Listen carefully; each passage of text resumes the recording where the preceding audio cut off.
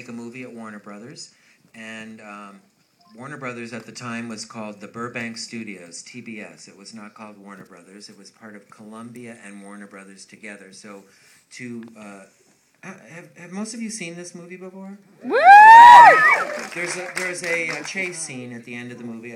Spoiler alert, I don't think that's really going to wreck anything, but there's a chase scene at the end of the movie, and it takes place on the Warner Brothers lot, but the Warner Brothers lot was the Burbank Studios at the time, so we actually had to go in and put Warner Brothers signs all over the Warner Brothers studio.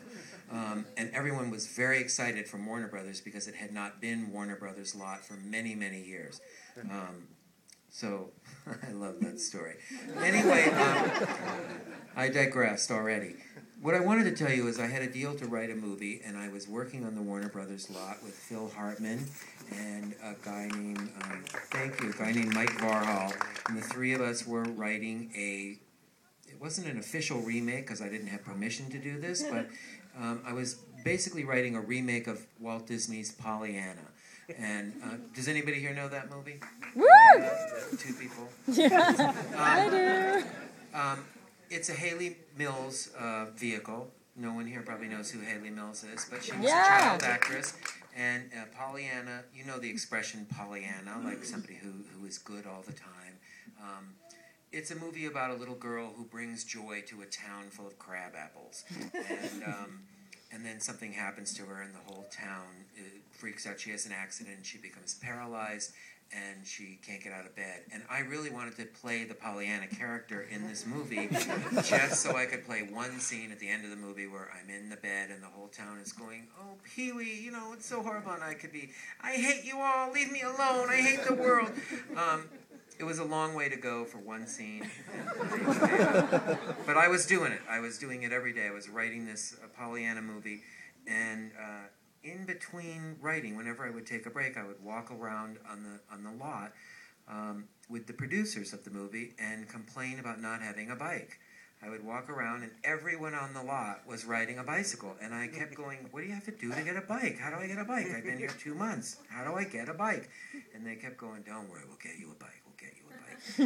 One day I came back from lunch, and we were in a little bungalow out on Warner Brothers lot, and I came back from lunch, and out in front of my bungalow was a 1947 fully restored, beautiful Schwinn Racer, orange. It actually is the bicycle that's on the poster for Pee-wee's Big Adventure.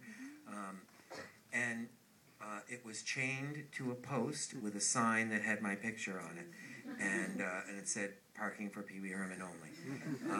And I looked at that bike, and I went, "Oh my God, I'm writing the wrong movie." Literally, I ran inside. This will date this a little tiny bit, but I ran inside and pulled the paper out of the typewriter. We were writing on electric typewriters. They were as big as this podium. And I pulled the paper out and started typing. Pee Wee Herman loves his bike more than life itself. And the movie wrote itself in about 3 weeks.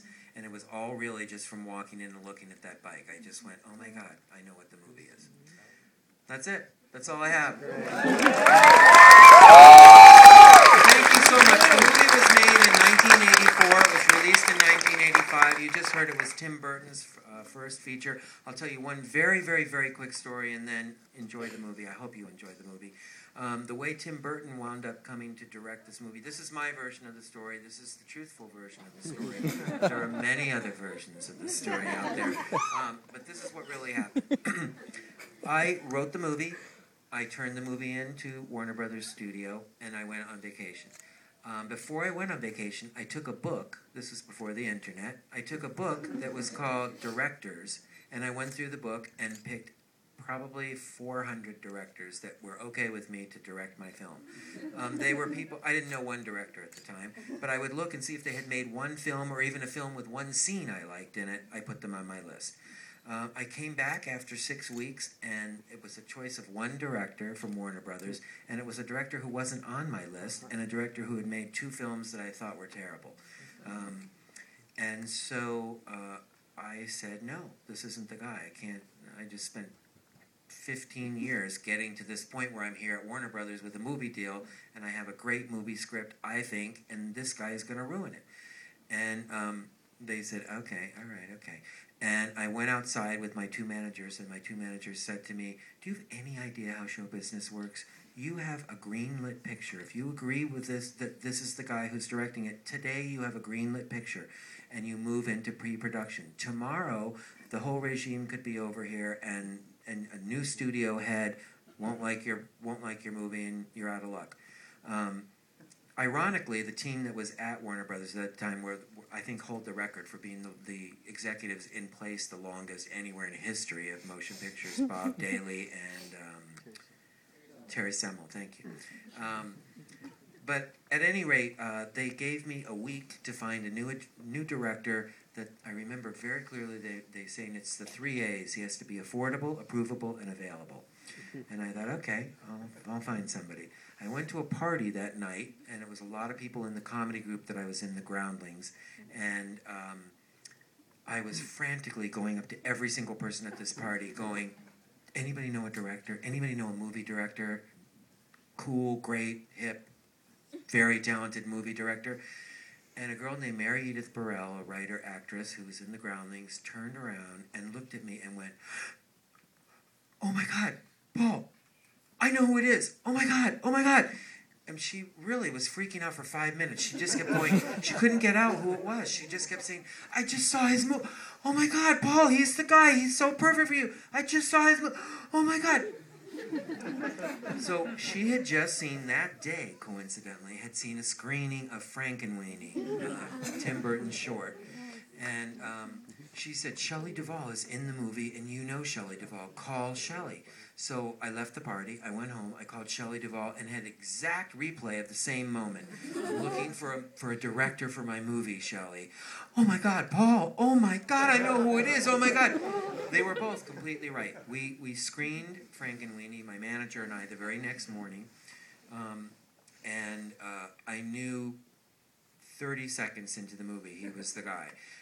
Really, I'll give you a very quick explanation. He was a director who had mastered and was into art direction. I could tell from the first frames of the movie.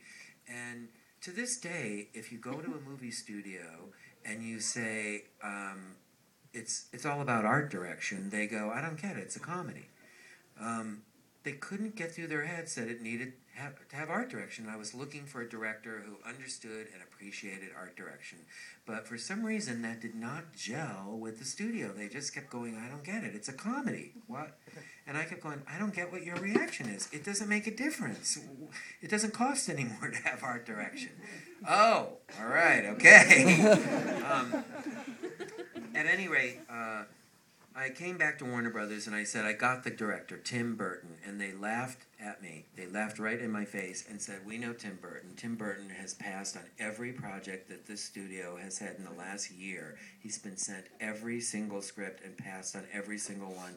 We cannot figure out what movie Tim Burton wants to make, but we have not come up with it.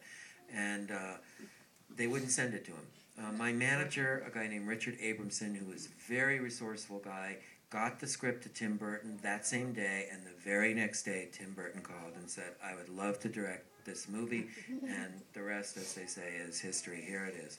I hope you appreciate it. Thank you so much for listening.